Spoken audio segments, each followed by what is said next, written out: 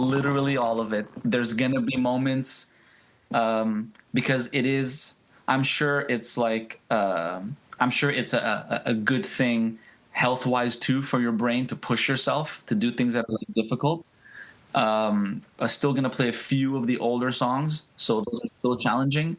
But no doubt, I learned my lesson. Unfortunately, in my case, I have to suffer. It's not gonna fly. I'm too lazy. So when I do music, when I do something with music, I have to do something that's really difficult. Hey, what's up, Vox&Hops heads? I'm Matt, the vocalist of Cryptopsy and the host of the Vox&Hops Metal Podcast, brought to you by Sound Talent Media and Evergreen Podcasts, where I sit down with fellow metal musicians, talk all about their lives and music while sharing killer craft beers. Hope you had an amazing week. I most certainly did. This Vox&Hops episode is presented by Heavy Montreal. Heavy Montreal are Montreal's premier metal promoter. They put on a bunch of amazing shows all year long here in Montreal. And if you are ever in Montreal and you would like to go see a great show, well, I can guarantee you that Heavy Montreal will have you covered. I'm beyond stoked to have Heavy Montreal behind the Vox&Hops Metal Podcast. Now, today on the podcast, I'm very stoked to be with Dominic Cifarelli of the Chronicles of Israfel. Get ready, everyone. This is Vox&Hops episode number 490. I warn you, what you are about to hear is very disturbing indeed. Hey, what's up, everyone? Today I'm very stoked to be with Dominic Cifarelli of the Chronicles of Israfel. This is a long overdue conversation. I don't know if you remember this, but I remember this. I had just launched the podcast. We were at an IGA, which is a grocery store up here in Montreal, Quebec, Canada, I guess. And I bumped into you. I was buying beer because that's what I do. And I had just launched the podcast, and there was like this quick conversation, and we were like, oh, we should do something, and it just never happened. So 6 years later, here we are, doing a Vox&Hops with Dominic. Dom, how you doing? I'm very good. Thanks, man. How are you? I'm great. I'm very, very happy to be with you. It's Vox&Hops. I'm thirsty. I don't know what you're drinking on your side. We'll talk about that whole thing. But, I hang out with my metal friends. We talk about their lives and music while sharing craft beers. So what do you got, Dom? All right. Just for you, I have a Glutenberg. Nice. They're back on the market, actually, which is crazy. Yeah, I'm going to get the can. Hold on. In keeping with the metal vibe, it's a stout. Hell yes. Glutenberg are actually owned by bad people, but I'll let you do it just for you. They are owned by people that owe a lot of Quebec breweries money, and I'd be remiss if I didn't bring it up right now. And they disappeared from the shelves, and they're back on the shelves now, and they haven't paid a lot of breweries. So I'm happy that you are drinking beer, and I appreciate the sacrifice because I know you don't drink because you're celiac, and it's a Glutenberg, but I have to say something. If not, the Quebec beer people would be like, Matt, you had an opportunity, you didn't say it.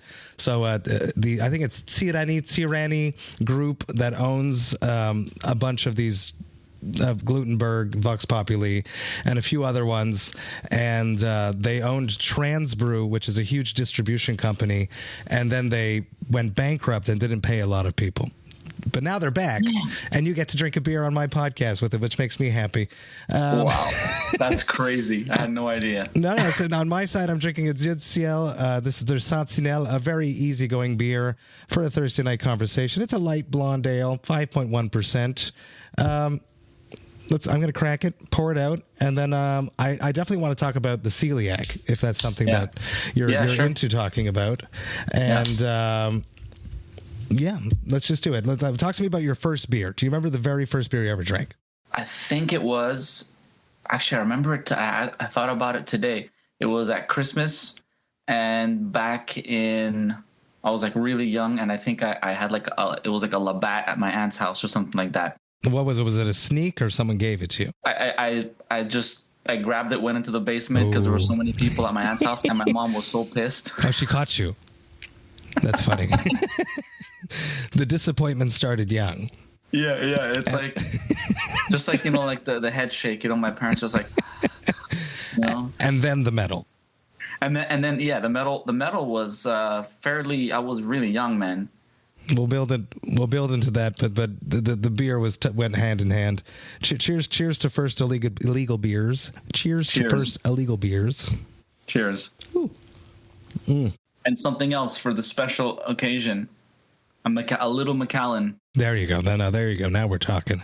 Talk to me about celiac. At what point did you realize that gluten was the enemy, and how did you cope with that? And obviously, beer is just full of horrible things, but luckily there are gluten-friendly options for people to enjoy now.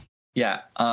So I'm pretty sure I was born with it, and I was always sick, always tired, always like, small, skinny, you know what I mean? Just like, never wanted to eat, never ate my lunches. My parents were like, we don't know what the hell's going on with this kid. You keep giving him everything he wants, but yeah, and my poor mom, like Italian mom, just like, cried with the food was so good and everything. And I would just be like in the basement with like pain, after eating all the time. And, stayed home from school a lot. It gives you migraines, heartburn, inflated belly. I didn't know what was going on. Doctors thought I was anemic, because I was obviously anemic. Your body's not absorbing anything, your intestine isn't working, So I took like iron pills, and that would send me to the hospital at night. I don't know how many times we went to the hospital because I almost God.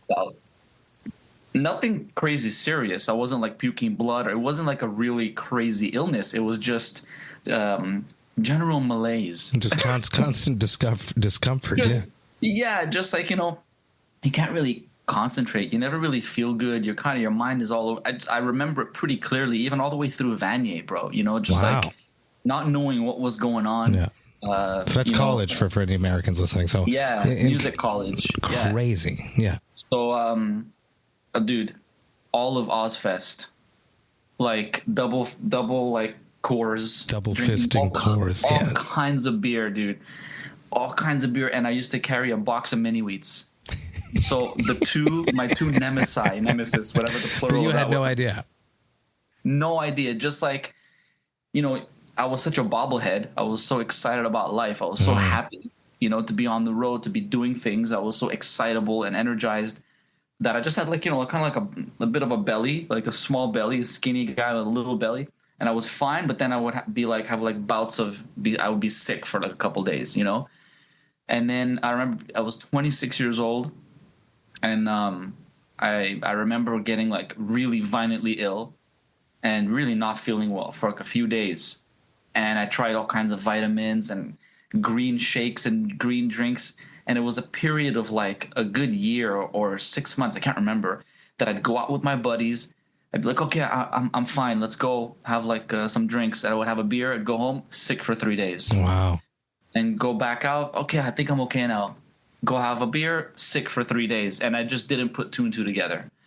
And then one day it was like, I think it was New Year's. My brother had to bring me to the hospital because I was just in a lot, like horrible pain. And they sent me home with like electrolytes. I was like, oh, that's great. Thanks. That's going to help, And then finally they just started putting me through like a battery of tests. And one doctor at Maisonneuve-Rosemont, like pretty close to here, one doctor was like, I have a feeling it's something. I have a feeling it's celiac. So he did blood tests. He sent me for the endoscope, which was the most horrible thing. That's down your mouth, down into like, so you're on your side, and they just spray you with like one spray of something in your mouth. They think that's going to freeze your throat, which it completely doesn't. And then they shove this like long thing down your throat. And an endoscopic camera. Yeah. Yeah, it was pretty thick, and it was not like loose and soft. It was painful. It was horrible. And as soon as the camera hit the small intestine, as soon as he got there, he was looking at the screen. He goes, oh, yeah, celiac. Wow. Instantly. And then, biopsy, all that stuff.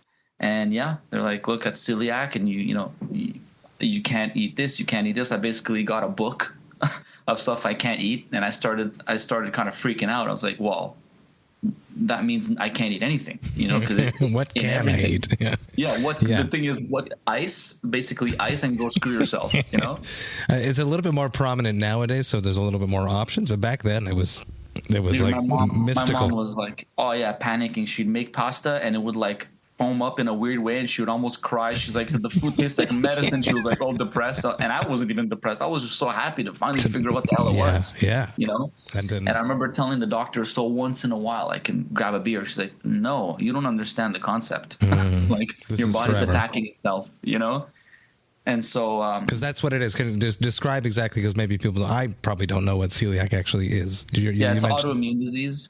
So basically, whenever now they're discovering that it has something also to do with bacteria, a specific bacteria in your intestinal lining as well that interacts with the gluten proteins or whatever, the gliadins, whatever it's called, and then your body just goes to work and just goes crazy and starts attacking your small intestine. You know, shit.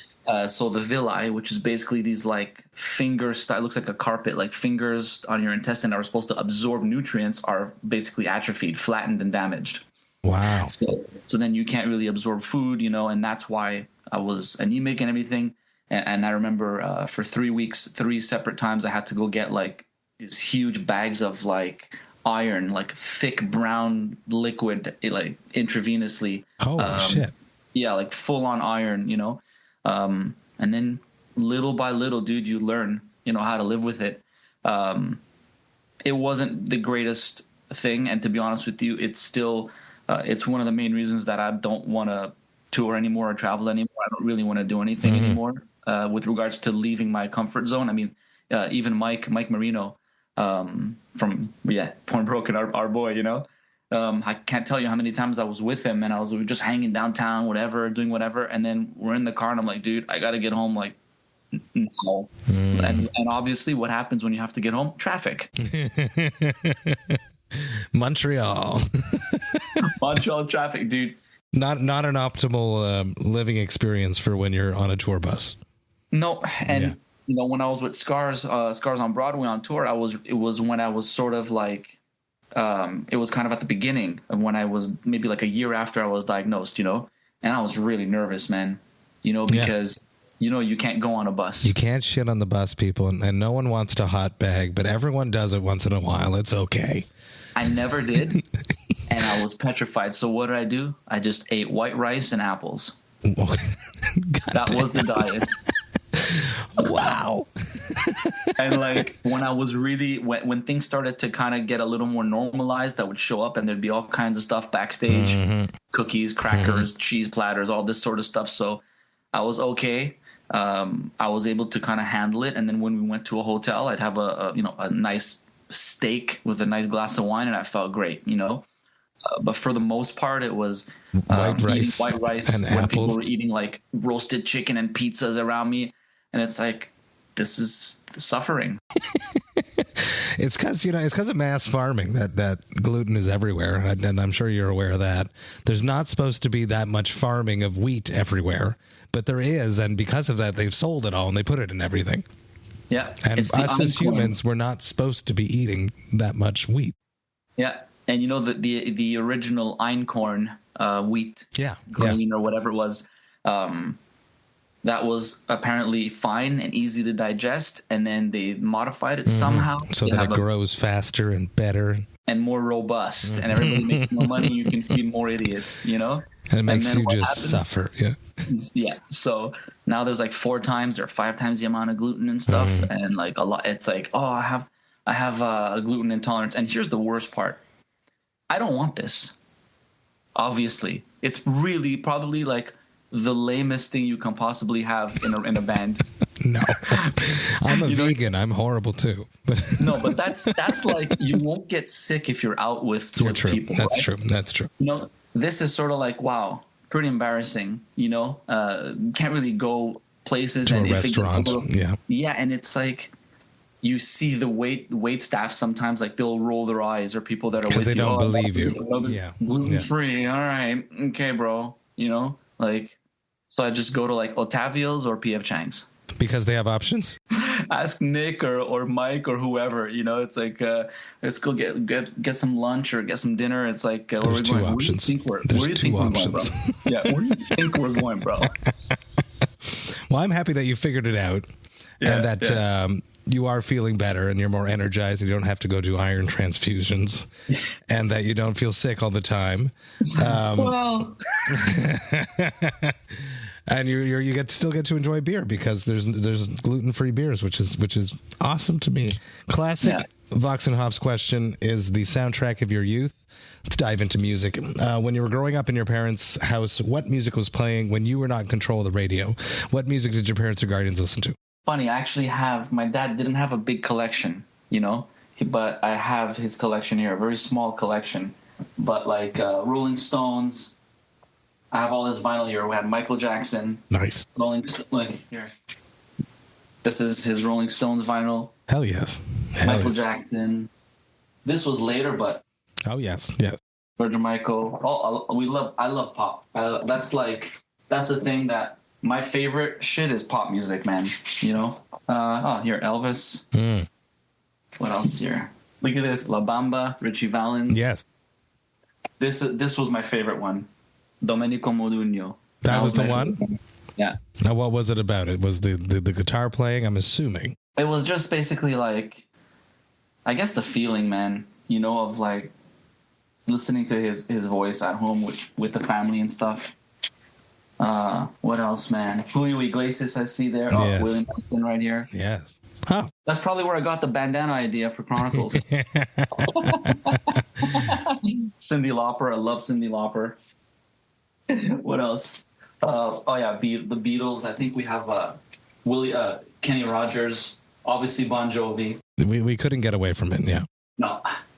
Super Bomba hits. Italian hits. John Lennon. Beethoven. Nice. Puccini had some classical stuff. What else? Yeah, some stuff here that I don't even remember. Yeah. I would come home and my dad would be chilling and listening to some stuff. My dad's more into music than my mom was, I guess.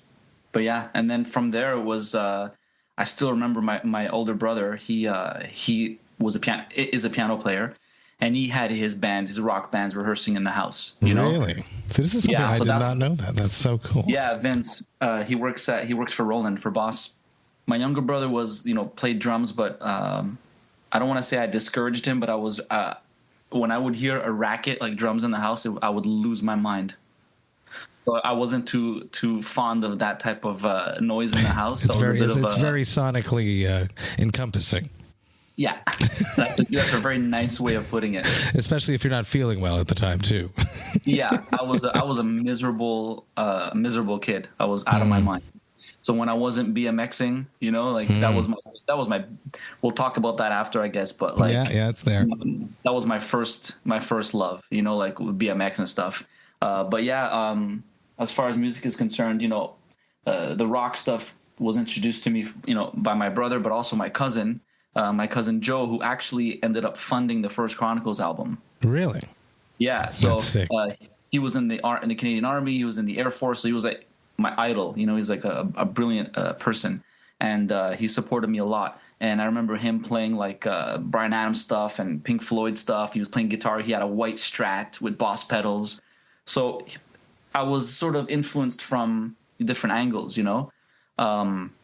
But Dire Straits, I still remember Dire Straits, that opening riff of Money for Nothing. Yeah, dude, that song, like to this day, it just like I'm a little kid again, I'm with your cousin. Yeah, just home and stuff like that. I still remember that, like you can, it transports you, man. Right back to the power of music. Yes, and that's the thing. Whenever I'm in a bad mood, it's 80s playlist. Just like I just go to the 80s, Tears for Fears, all that stuff, And then you're on your BMX in your mind. Oh, dude. I even found my first favorite movie, Rad. I was going to bring it up, yeah. Yeah. So all of that stuff, man, it's like, to me, that's, I think I got a little bit lost in, when you're angry, you go straight to the metal. At least I used to, and you go through this whole thing, and your life kind of revolves around your music, your guitar, your band, your thing. You understand 100%. It's everything. But sometimes I would forget. You have to have fun also. You know, so music is like food, I guess, you know? So it sort of nourishes you in a way. I know that sounds super cheesy, but 100%, if I'm in a bad mood, I go to the 80s and I'm instantly in a good mood. That's why I love pop music. You know, it's I don't have to. It's not part of my. I don't have to prove anything on guitar, or you know what I'm trying to say. Like I don't have. It's just fun. It's just an escape, and it just makes you feel good. And as far as like rock stuff, you know, Queensryche, Rush, all those types of bands that my brother introduced me to. I still remember also coming home and my brother's buddy was listening to the Porno Graffiti Extreme album. And I remember just being like turned off by that song More Than Words that was always being played because I was taking guitar lessons, you know? Yeah. And my guitar teacher was like, we're going to learn that song. I'm like, I was annoyed by it at first, you know? But then I heard the heavy stuff on the album and I was like, what the heck is this? And Nuno became my favorite guitar player of all time, you know? Van Halen, like I had the posters in my locker, you know? For Unlawful Carnal Knowledge, I still listen to that album and it still brings me back. Like that's when I got into guitar and all that stuff at like 11, 12 years old, you know? So first year of high school. So yeah, that was like my whole like exposure to sort of like wanting to be in a band was first, you know, I think it was 7th grade pretty much, you know, or right before 7th grade. And then Metallica, year and a half in the life of Metallica. Yeah. That was it. I watched that with Mike Marino for the first time, actually. Yeah. There you go. Yeah. And so that was the defining moment. I can say right now, it's like, it was so clear. I watched that and I said, that's what I want to do. Exactly that. And then it was just a one-track mind obsession to get there. That I need that. That's what I want. So put the band together, and 7th grade we already, you know, had a show that year. You know, played like the talent show. You know, hell yes, that's awesome. That's what it was. Every weekend rehearsing, every month, every year. Did they jam at your parents' house too? Yeah, in the basement, and then we ended up meeting. Dude, this is why I believe in, you know, I'm a Christian, but this is why I believe in sort of like, you know, God puts a seed in you and also puts all the pieces you need around you, because we ended up meeting our drummer and he lived across the field from me. Like that's crazy. I lived behind my high school, Lauren Hill Academy, right? And there was a field and there were homes lining, you know.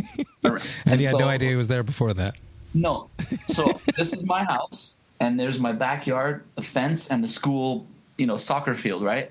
And literally directly across was my drummer's house. And so I would hop the fence. You could throw a rock there. Yeah. Like we would like wave and be like, okay, I'm coming over, bro. Time to jam. The fence and go jam in his parents had like a little, like a tiny little like room, and we'd jam in there, you know? Sick. And that's where we recorded our first album with Blake Lemieux. Really? Yeah, you know Blake? Yes, I do. Yes, I do. 100% do. Yes, exactly. Yeah, he was our first manager producer. Really? He was like our mentor. Yeah, he was our drummer Ted's brother George's friend. You know? So Blake, yeah, from day one, he's like, you got to do this, and like he mentored me. He showed me like what you have to do, how to put the CD together, we had a cassette actually. It was a cassette, and we got the cassettes, you know, dubbed or whatever, and we recorded on his 4-track, like with Y-Jacks. Yeah. 1994 was our first album. Wow. Yeah, we were nuts. Backstage passes, photo shoots. Like I was out of my mind. You faked it till you made it. 100%, dude. But then, yeah, that's the journey, man. You know, that was what it was. And then it was just nonstop. Yeah, and now I'm totally lost and I don't care about anything. Because you did it already. You did it all. You did it in 7th grade onwards. You didn't need to do it anymore. So, something you did do for me, I gotta say it, is Pulse Ultra. It was big. It was big. You played Ozfest. It was awesome. But here in Montreal was exceptionally something special, because I had just joined 3 Mile Scream with Mike Marino, and the fact that a band from Montreal had made it gave us all hope. And even when times were dark, we kept going because of you and the rest of the guys, obviously. It's true. So I wanted to thank you because it really just pushed us through the whole thing. The fact that someone from Montreal, someone that Mike went to school with, someone that Mike knew, made it. And it was possible. It was within our grasp. That was an interesting time because, like, I would just meet every band and ask questions. I was really annoying. You know, how do you do this? I just started a podcast to do the same thing, but that's the thing. It's like I would call the dudes and slaves on dope. You know, it's like, how do you do this? How do you do this? And Kevin would answer and talk to me and tell me what's going on. I'd call the guys in Scrum Muffin. I'd call the guys in Drip and all these dudes, you know, and I would get their CD or cassette, and there'd be a phone number in the back. Back in the day, there used to be a phone number on demos and shit. Yeah, it's true. I would call Coco. Hey, what's up? Yeah, I got your CD. So yeah, it's awesome, man. I'm a big fan. So how do you do this? Yeah. How do you do that? You How do we get a gig? Yeah, like how do you record? How do you do this? You know, like I just asked 1,000 questions. I was really annoying, and I read every Metal Edge and every magazine and whatever. You know, made press kits and rehearsed like 6 days a week, 6 hours a day. It was mental, you know, especially near the end, right before we got our deal. Like for a good couple years, it was like I scrubbed toilets on Friday nights to make like $50. So I paid my bus pass and the rehearsal room. You know? Then it was just headspace all the time. Yeah, that's it. Nothing else. We were there every day, and we would write after hours as well. It was just, what do we have to do to be the best we could be, to be undeniable? And, you know, we still got like a lot of criticism and stuff like that from, you know, managers and labels and all that type of stuff until finally, you know, through Taproot, their management called us. And even then it wasn't the easiest thing. Like they gave us attention. They came out, they listened, they you know, they were interested, but it didn't happen right away. You know, they came to see us, and then they were like, you know, we're not sure. You guys need to work on this and that. And I'm like, well, and I was really cocky too. I was like, well, if it's not you guys, it's gonna be someone else. And I hung up like all pissed off, you know. And then I was like almost crying. I was like, they were like, what did I do? This is it, my one chance. Yeah. I really wanted to sign with you guys, you know. But then I was like, no, you know what? Let's just keep going.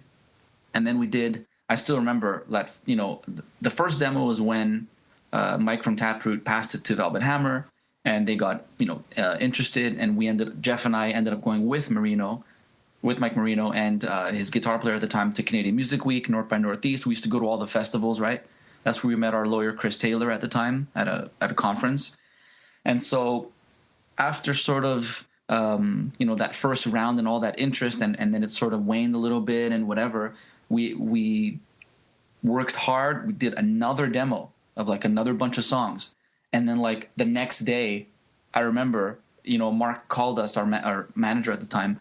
He's like, dude, I went to Atlantic. Everybody's freaking out. We got to talk. You guys got to get to Toronto on Tuesday for a showcase, this, that. It was like, whoa. Like, literally, that happened. That was fast. Like, from that second demo we sent, you know, that second batch of songs. And we don't have any money. Our lawyer sent us the money to be able to rent a vehicle to get over there. Yeah. Yeah. And to pay for the hotel. We were just broke kids, you know, living at home. How old were you at that point? You must have been 20, 21, 20. And it was trippy because we played at a place called Ted's Wrecking Yard in Toronto at it was a Tuesday at 10 in the morning. Whoa, yeah, very, very metal. Yeah, it was just us. Turn it on. Yeah. Yeah. And because Tom from Atlantic was there to see the guys in Big Wreck. And so Ian Thornley, they knew I was a fan of Ian Thornley's. He shows up. So we're playing, and it's Ian Thornley and our A&R guy, our lawyer, and just no pressure, just no pressure at all. It was I think EMI Publishing was there, and an agent was there. It was 7 people in there, just totally your manager did a very good job then. Yeah, it was crazy because after that we went across the street. We had a meeting with them, and then I called on a payphone. I called LA, and he's like, "Dude, they loved it. This, that, whatever." And again, keep writing. Okay. Wow. You know? They just want more and more. They want to see if you can actually do it. Yeah. Are you a one-hit wonder? Is it? Can you do more than one? Yeah. Yeah, and we just wrote until Christmas, and they loved a bunch of stuff. And then our Mark came back out. We did another demo in a studio with them, and then it almost didn't happen again. It was a lot of like, what an emotional roller coaster. Yeah. Oh, dude, it was pretty brutal for like a good year. It was an entire year of this, you know. And then you tell your friends, you're like, it's happening, and they're like, it's not happening. Yeah, exactly. It was literally that. It was literally that. He's full of shit. Dom's lying. There's no Atlantic record deal. Yeah, and I still remember going across the street from rehearsal, and they're like, "Yeah, we might have to showcase again for Columbia or something." And we're like, "Oh, fuck," you know, like again. Yeah. How much do we have to prove ourselves? Yeah. And it even came down to, okay, we're going to do the deal, this, that, whatever. Everything's great. And then they're like, but there's one point that they're not agreeing on. The name. No, it was like a publishing thing. It was like a percentage of mechanicals or something. And without that, our manager couldn't get us like the pub deal he wanted to get us. Like everything hinged on this one point that they didn't want to budge on. And I swear to you, dude, it was like a movie. It was Friday night, 6:00, and my band's, did Bino call you? Did Bino call you? Did Bino call you? And I barely had a beard, but I thought it was like hardcore. So I like let my peach fuzz grow, you know, because I was so depressed. Like, I can't believe this is happening. Like, we're right there, and it's always an almost, and then a no, and then an almost, and then a no. And then finally, Bino called me and said, they agreed. It went through. We're doing a deal with Velvet Hammer Atlantic.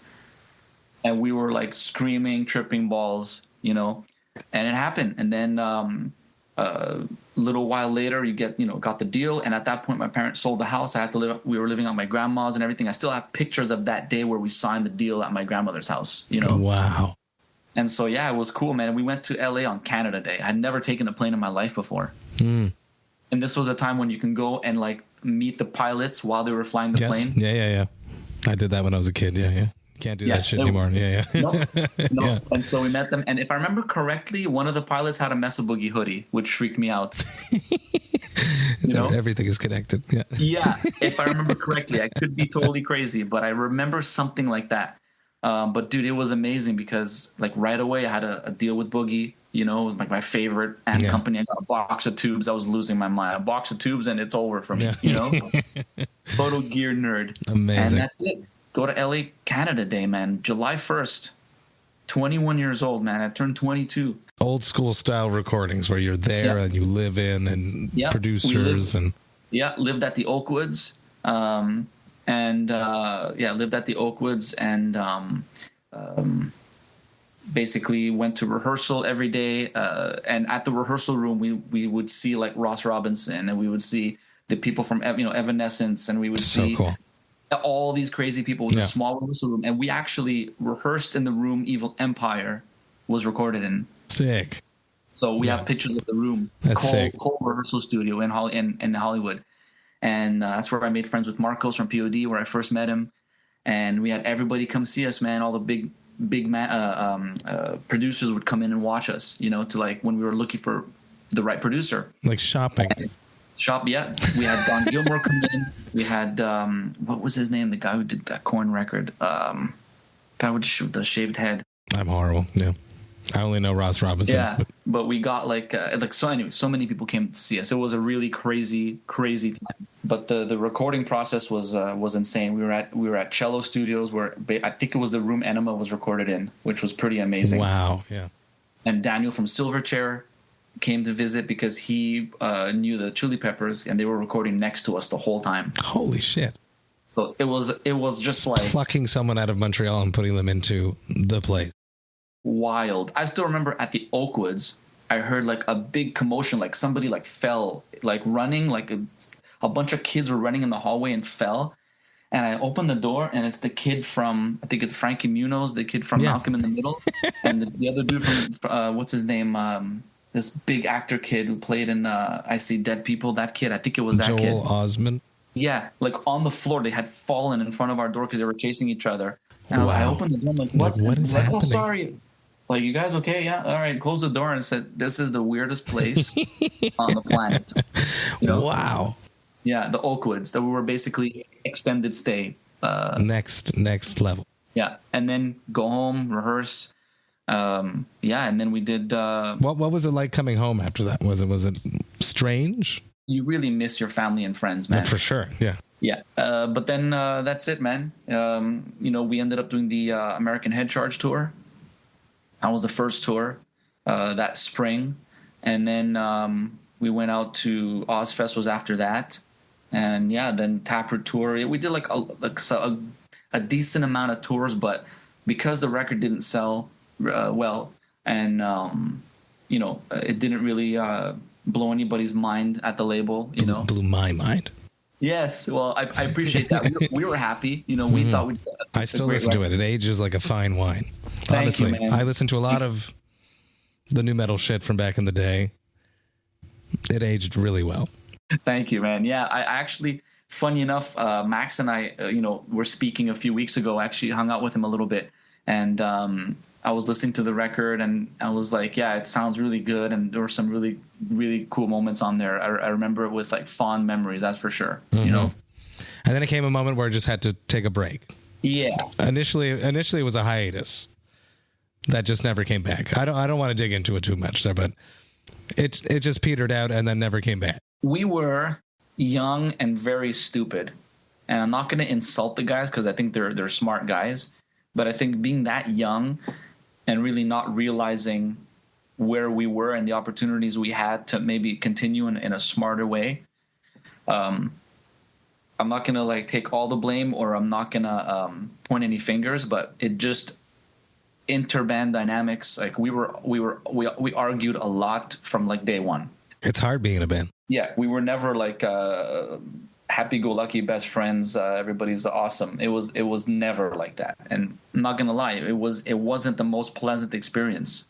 So when it ended, it was a relief for me. When we got dropped in 2004, it was a relief. I was like, okay, like no more. This feels better that I don't have to do this anymore. And then I remember meeting Lucas Rossi through our attorney.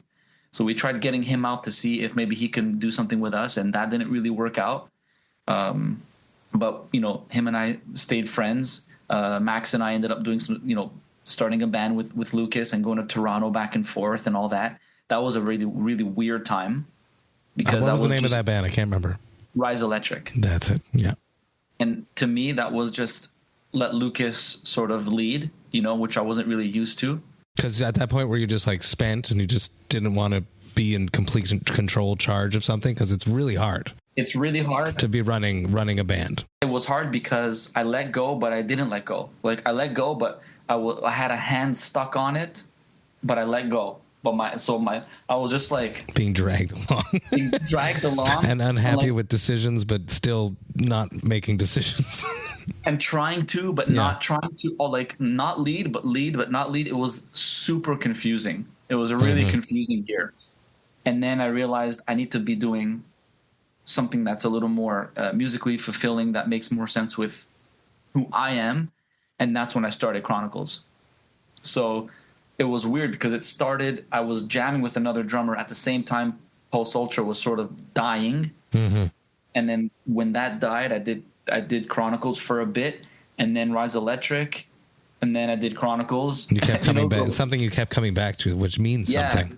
So then my cousin ended up coming on board and supporting me and paying for the record and whatnot. So I got a few friends together to record and produce the record, and it came out pretty cool. It was a lot of work. It was really difficult because I don't think my playing was at the level I wanted it to be at. So that album pushed my level up a little bit. And it forced me to work pretty hard. Because you were writing out of your reach? Yeah. And playing out of my reach and, experimenting with different tunings and all kinds of stuff, which led to some disasters, like a live disaster that made me not want to play ever again because I took the wrong guitar with the wrong tuning. Yeah, and I'm playing the lead of the song, and it was disastrous. And you're singing. And you were singing. No, for the first Chronicles, I was at Rico from Scrum Muffin. Yes. I got to bring my heroes in with me, like Coco played for a little bit, and Rico. So yeah, my brother actually was in the band as well. It didn't really work out. My cousin couldn't continue hemorrhaging money into an instrumental, progressive, non-commercial project. Is that the reason why? Did you ever try to shop it? Was that ever a thing after the whole Atlantic thing? You must have still had some contacts that you could have. It was a resounding no. Okay. But you didn't let that stop you, which is good. No, because I have 2 framed reviews from Metal Hammer that were like amazing, and I was so happy. And just those 2 reviews from 2 separate people were worth it all. That was, to me, I was like, all right, I'm good. That's when you leaned heavily into Chronicles number 2, with you fronting the band with vocals. What's that discussion? Where did that come from? So I'm in the house in LA when I would be in LA, I would rent basically a Harry Potter closet at my friend's house. And I'm there. You're not very big, but yeah, exactly. I fit. My room was so small. I was paying like $400 a month, dude. Wow. In LA. So in Burbank, in a nice house, I was amped. Yeah. I love that house, So I remember looking for singers. Like I had this whole record done. Justin had done the drums. He had done the drums in Montreal. They were like ready. I was like writing. Like the whole record was pretty much laid out. And I had singers doing stuff, and I was just never convinced, never happy. And I said, you know what? If it's not now, it's never. So I just wrote and wrote and wrote, and I didn't have a mic, so I would scream into my MacBook. Like when no one was home. To demo it. Yeah, when no one was home, I was like, can I do this? I don't even know if I can sing like this. And I would just scream and sing at home and be like, okay, I think this works. And then finally, after that tour, my buddy Chad was like, okay, I'll do the record with you, man. And we recorded like basically the whole thing. And my friend Becky produced all the vocals. So within like 3 weeks, everything was pretty much done. From you deciding and then screaming into the MacBook, 3 weeks. No, the actual proper vocals were recorded okay. After I kind of mapped everything out. It took like a good 6 months easily of like working the vocals to see if I can actually do it. Like, yeah, writing it, rewriting. Had you sang before? I don't know. Did you sing in other things? Backup in Pulse Ultra and Scars? Harmonies. Yeah, like random harmonies here and there. But it was always like when I was a kid, I used to do all the harmonies with my brother for Alice in Chains because I wanted to be Jerry Cantrell, Sick. Yeah. Yeah, love Jerry. And I got to meet Jerry Cantrell many times because he was friends with Darren and Scars and the management and all that stuff. He's the coolest guy. He's the coolest rock god out there, man. This dude, That's amazing. Voice, the playing, everything, Jerry Cantrell. Seriously. And that's pretty much it, man. From there, I was like, look, I want to do this. Maybe it's not the best, but I'm going to do my best type of thing, And I had a band that supported it, I still do, so they're amped. And, it was a long, difficult process because I had written all these complex guitar parts that I had. And then you have to learn to sing over it. It's a completely different beat. So it was literally sit there and each part mouth the melody and parts and then whisper them and then sort of sing them and then do it standing up and then do it at sort of fuller volume, So it was like and then so rock many out layers. And then yeah, it was so many levels until finally it's really weird how the human body, the brain coordinates. Like I was like, wow, I can actually fucking do this. It wasn't great, but I could do it, right? And then this is what like an idiot does. When you have a pain in your throat, you don't wait a year to go see a doctor. Is that something that you felt early on? Yeah, because I don't know what I did. If I screamed wrong, I don't know what the hell it was. I thought I had a node. It hurt every time I swallowed. I felt something, which was very odd. I had no real vocal technique. And you were just in complete denial. Yep, I was just and really kept tracking and kept performing shows. Yeah, and rehearsing and just being a curmudgeon because I was miserable because I was in pain. So it was like manic up and down. And I didn't want to hear that I had something wrong with me before the album comes out or before the release. I didn't want to stop the progress of the rehearsals and the shows. So I went through the entire process with this thing, only to find out that it was my vocal cords were a bit inflamed because I had acid reflux because I had a hiatal hernia. And I was like, dude, what more? All the stress. Just go check it out, people. If ever you're in pain, go look. It's worth knowing. It's worth knowing. Yeah. So after that, dude, after 2016, after the release of that record and that whole process, which was a lot of fun. I love those guys. You know, we did all kinds of cool stuff. I was busted up, man. My neck was totally destroyed from all those years of headbanging. You know, I hadn't worked. You know, you have no money. You don't. You know, you're just a total mess. You know, and I finally got a job. My buddy Joe Pacheco, you know, hooked me up with a good gig, and you start to become like an adult. You know, oh, I can go to the dentist now. I can actually go get my eyes checked. You know, I can actually get like some, you know, vitamins, or go to the doctor and check this out and go there, you know. And so it took like a long time to sort of put myself in a position of like feeling like normal, because I had like really weird. I had to get like my neck X-rayed, all kinds of. It was really. I thought I was almost gonna pass out sometimes. With, you know, it was a whole weird thing was going on, like a total mess. I had to stop. I stopped everything, dude. You know. And then a little while later, I ended up taking like vocal lessons, like opera lessons. I wanted to start from scratch, like from nothing. Yeah, because you got to build a house there. The foundation has to be there in order to build it higher. You just went straight to the roof. So, okay, so do I have? I have to do this now. Not me now. I have to. Okay, let's go. I'm ready. And like everything is burning, everything is falling off the plane, and like, don't worry, bro. Don't worry, dude. We're gonna be okay, bro. Just driving this plane. There's no wings left. You know, it's rusted. It's bleeding. It's relaxed. We're gonna get there. Don't worry about it. And then you launch it. You're happy with that, and then you felt you had the time to slow down. Yeah, I had no choice. Man. And then you've been quiet musically since then. You've been doing some stuff with Godet that I've seen because they sponsor you, so they probably expect you to do some content for them.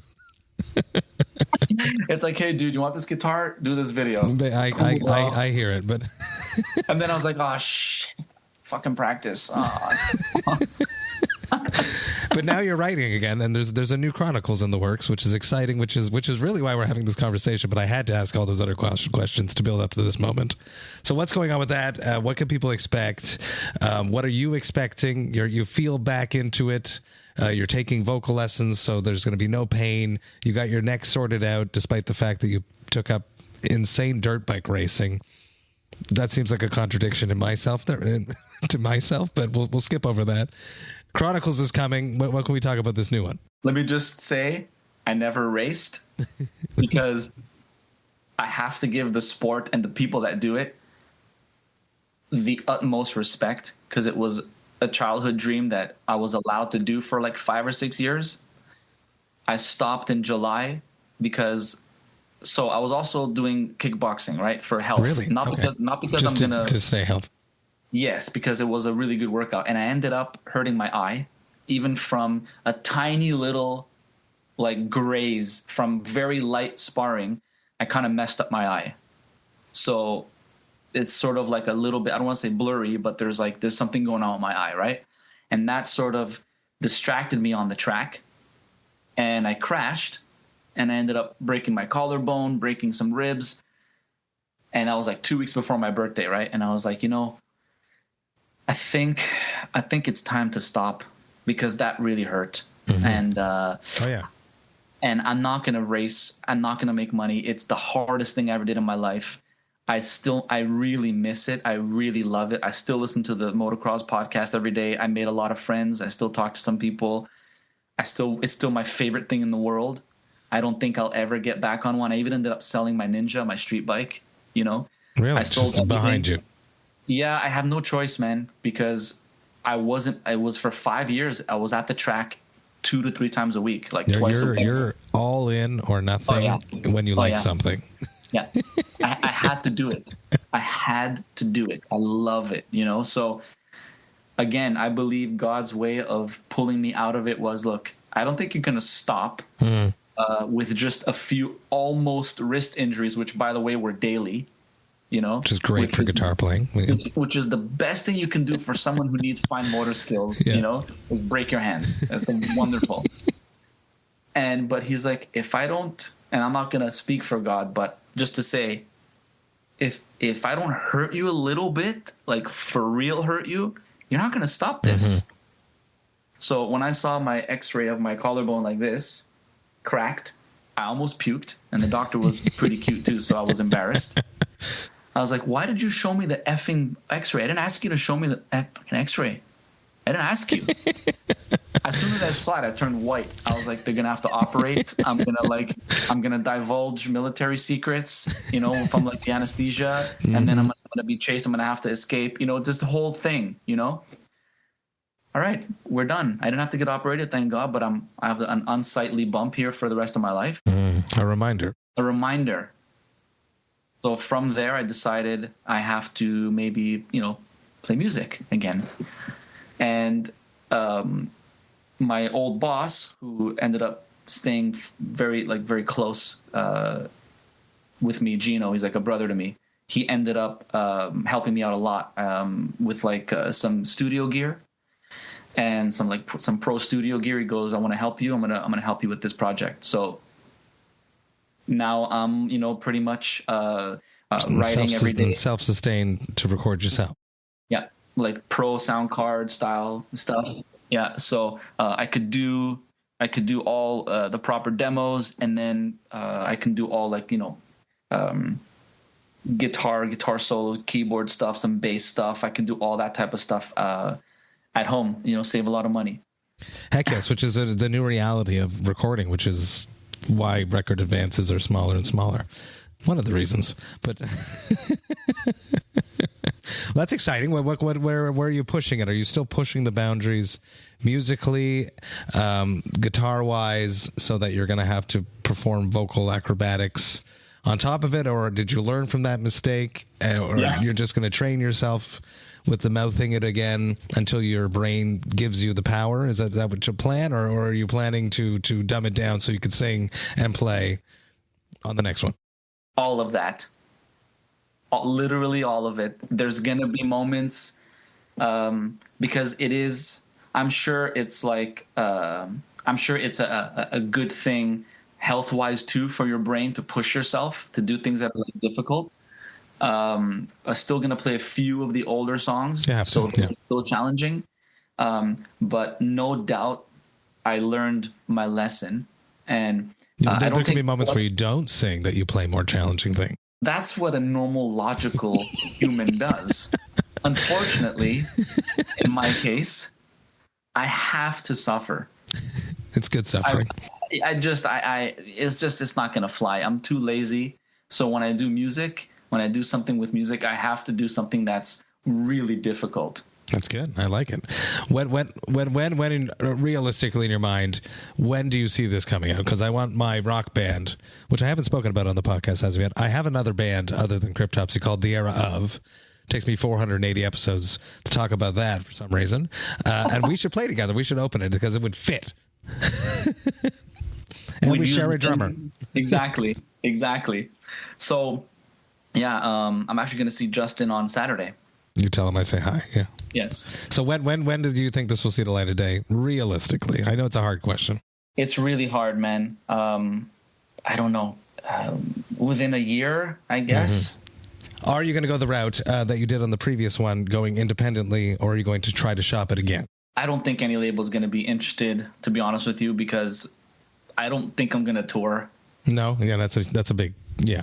It's a big deal. Unless by some miracle, I feel great.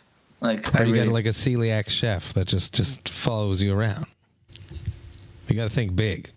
Let's be real. If I get a chef and a private jet and a wicked guitar tech, that's my prima donna side, bro. That's my 1990s, 1980s pop world tour dream type of scenario, which is not gonna happen because I was watching some YouTube tour vlogs just for fun. And just to motivate yourself not to go back out there.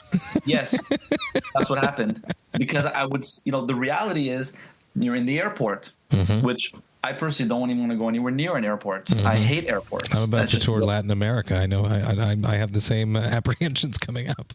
Yeah. So you're at the airport with your buddies, and it's supposed to be a good, fun time, right? You're at the airport, you're in the lounge. Hey, let's grab some food. I'm sure there's some really great food. Yeah, cool, bro. So while all you guys are eating because you're hungry, I'm going to be sitting there starving. With my rice and my apple. Yeah.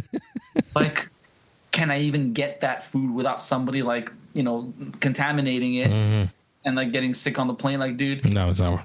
I don't have the patience. I don't have the energy for it anymore, man. You know, if, like, I remember I was at the airport once and I asked him to make me a steak with like nothing on it. I almost asked if I can watch the guy make it. That's the level it's at. It's my fetish. Like, yeah, I'm it's like I need to watch. Yeah, I need to watch him make it. You don't know what it does to me, you know. But it's just so that he doesn't touch a piece of bread. Like the knife is clean, or the area is clean. Like, because some people just don't understand. Yeah, it's like the last thing you want is to get that, you know, like that pre-sickness feeling where you know you're gonna be sick, and you're sitting on a plane. Sorry, dude, ain't gonna happen. You kept mentioning pop before, and I meant to bring it up before I brought up the release date. Is there going to be more pop elements on this next 100%. one? Yeah, 100%. I mean, I like songs. I like catchy songs. I like feeling good when you listen to the songs. I don't want everything to be me trying to prove something. You know what I'm saying? Because even the second Chronicles was pretty heavy. It was still... it's heavy. It was way heavier than the first one for sure. And I love heavy music. That's, you know, of course. So we can expect more pop orientated songs. I guess it's hard to say because I don't know what's going to end up on the record because I basically write 2 records every time I write a record. Like, that's just you going back to the Pulse Ultra days where they're going, keep writing. Now you just naturally do it because you're like, oh yeah, when they tell me to write more, well, watch, I already have 2 records for them. Yeah. Like, I'm going to have so much stuff that I'm not going to have any clue what I'm looking at anymore. I'm not going to know what to choose. But how do you go about putting that together afterwards? Because luckily in a band, we're a group of people and we get to argue about what it is, whereas it just all comes from you. That. I can't do the arguing anymore. I can't do conflict anymore. I just can't. You know, I think like the best songs are gonna kind of come up to the surface, and I can tell when I play stuff for band members or for people really close in the circle. I could tell reactions, and then I just put a little star on that one. Oh, 3 people reacted to that one. Oh, that guy really likes this one. Oh, no reaction to this, really. Rework, yeah. Yeah, like, why does nobody react to this? It's my favorite one. It's always like that. My favorite one, nobody likes. Why? Like, I don't understand anything, you know? But, like, I just got a Roland Jazz Chorus, you know, like the combo, the clean combo, with, like, the sickest delay pedals, and I wrote an entire freaking song all clean. And it sounds like this clean tone is like James Hetfield. Right? So I wrote like 2 or 3 things just because of this amp. So, and that's all clean. And Justin's like, hey, we're going to do some like crazy heavy 7-string stuff, right? I'm like, yeah, bro, don't worry about it, bro. It's coming. Just please, you know, give me a minute, bro. Give me a minute. I'm happier being creative. Well, you've always been creative. I'm happier being creative musically again because, as I mentioned, I remember going to it was the Club Soda. Club Soda was a free show, and that's the first time I saw Pulse Ultra. I think you were like doing an album launch, or I can't remember what it was. It was like there were 3 shows there. Okay, so the first one, there wasn't that many people. It was like right before I think we started touring or something like that. I think that's the one I was at. Yeah, I vaguely remember that show. But then we did 2 other ones that were like, I think right after the tours and stuff like that. Like 2003 was like the biggest one there, you know? And then 2004 when we were like pretty much done was the other one. Those were for us, like that's the peak of my life. Of course, you're playing Montreal, like 600 people at Club Soda, like sold out Club Soda. Yeah. Couldn't believe it. You know, that was probably one of the best things ever, you know? Yeah. I'm happy you're back, creating, and I'm excited for the new Chronicles I'm sure everyone else is. I have one last question. It doesn't necessarily fit you, so I'll ask you a different one. Typically, I ask people what their hangover cure is. You do drink whiskey, so it might happen to you. I saw the McAllens before there. Yeah. What Minimal. Look how small. He hasn't even drank at all, people. What is your do you get hangovers? Have you gotten a hangover? So let's just skip it. I typically make beers. That's my collab thing. The Perfect Matt collab is making craft beers. I've made probably 80 with the podcast in the past 6 years. I've made some for Cryptopsy. What would be the perfect collab for you, Dom? Perfect collab in what way? For what? For beer? No, not a beer. It doesn't work for you. So it has to be something that fits you. Godet has made you a guitar, right? Like your guitar. No, they haven't. I sort of don't believe in custom guitars anymore because I've gotten many made. Well, many enough to know that it just doesn't turn. It never turns out the way you want it. That's why Telecasters work. Mm-hmm. That's why Strats work. Les Paul. That's why the company that makes guitars. That's why they make guitars that work, because they know how to make. I don't know anything, So I want this and this and this, and you get it, and you're like, wow, it's not that good. I don't like this. So not that. That doesn't work. Collab. Wow, that's a tough one. No more bikes. Yeah, no. Because I don't know anything about bikes anyway. I was like, I learned a lot, but no. Dude, I don't know, man. Maybe a vitamin. Yes, the anti-celiac vitamin. Let me tell you something. I watched a dude named Brian Johnson. The singer of AC/DC? Yeah, no, not him. I'm sorry. This dude, I believe he either started a company called Braintree or Venmo. He was the dude who did Venmo and sold it for like $80 million. Mm-hmm. And he ended up becoming this like health nut. Oh, I've seen that documentary. I know what the documentary is on net. I'm going to live forever type thing. Yes. It's on Netflix, but I've known about this guy for years. So that's a big obsession of mine. Because I have so many weird health things that a collab would be like with him probably. Like I would love to go visit him, do his routine, get his doctors to look at me and figure out the best diet, pill regimen, do every test and x-ray you can possibly do. I just want to feel good. Well, I hope that sounds amazing, and I hope that as you keep progressing and you keep honing in your management of celiac disease and your neck issues and now the vocals and everything else, I believe that you can do it. And it's just one thing at a time and making good decisions. That's what I try to do. Absolutely, man. Well, I greatly appreciate you taking time with me. It's been a blast talking about life, talking about music, talking about beer. This has been amazing. People, go check it out. The Chronicles of Israfel. Check out the past, too. Check out everything else he's done. Go listen to Pulse Ultra. Dom, this has been amazing. Thank you so much. Cheers. Thank you so much, dude. I'll see you soon. Cheers. Thank you. Hey, thank you all so much for listening right today. You know that I love and appreciate that. Man, this was an incredible conversation. Long overdue, as I mentioned, as we kick this off.